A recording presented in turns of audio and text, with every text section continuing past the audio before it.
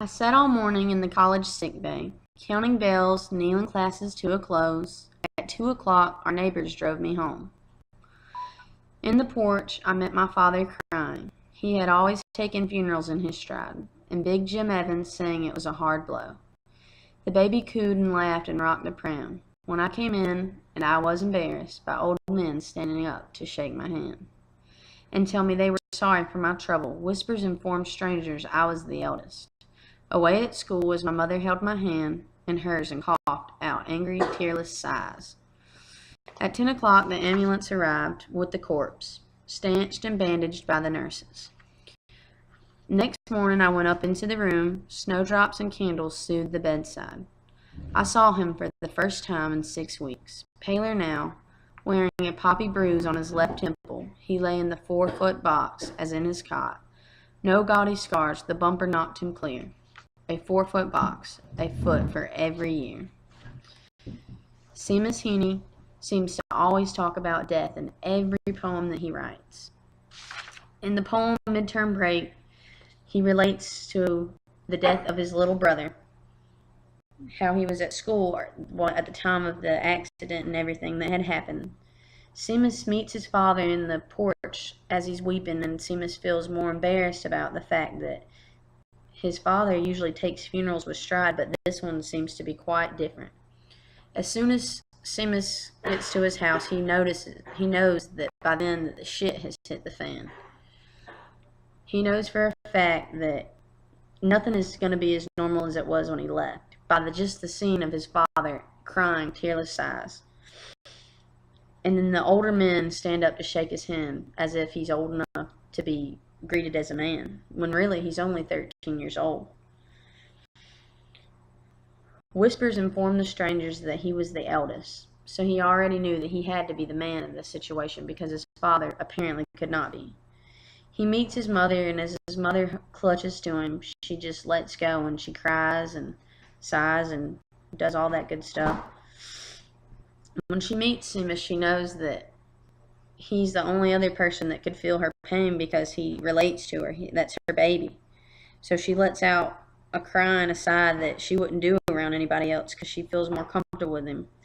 In all of Seamus's work, he always relates back to his bond with his mother, that she's the one that gets him through everything, and that when she dies, he also writes a poem for her that is deeply about death.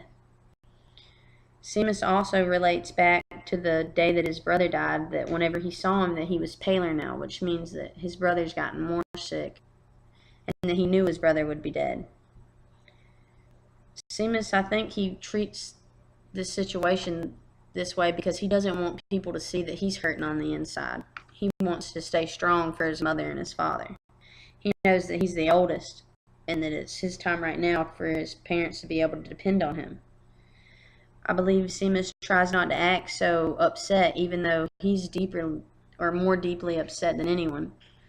He acts as if he doesn't want his parents to see him, the inside of him, that he's so tore up, because he needs to be there for them.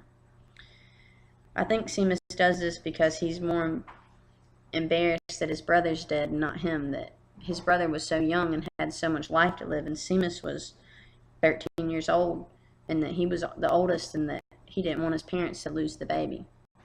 I think a part of Seamus feels guilty for him not dying and it be his brother, because he relates back to how embarrassed he was, and that he didn't, whenever he clutched his parents, he didn't want to see them feel pain the way he did.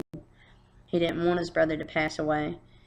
In every poem, Seamus gets criticized for relating back to death, death, death, death. It's like proof rock with to be or not to be.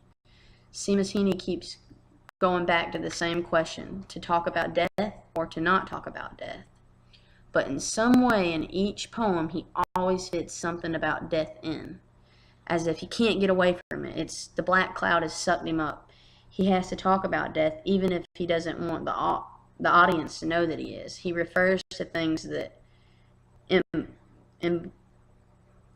symbols death as a whole. Critics, I think they talk bad about him talking about death because they don't understand Seamus. They don't understand that he keeps his feelings locked inside and that he only writes about them so that the reader would have to decipher whatever it is that he's talking about. He doesn't come out bluntly and say that he wished that he would have died other than his brother, but as the reader feels what he's feeling as they're reading and takes it as a stride, as if they were in a situation, they would feel the way he did, as if he would rather die than his brother. Seamus, to me, seems like he's the kind of author that you must read his feelings and feel them for yourself before you can judge him by the cover of his book. I think Seamus talks about death in every poem because he doesn't have anyone else in person to talk about it.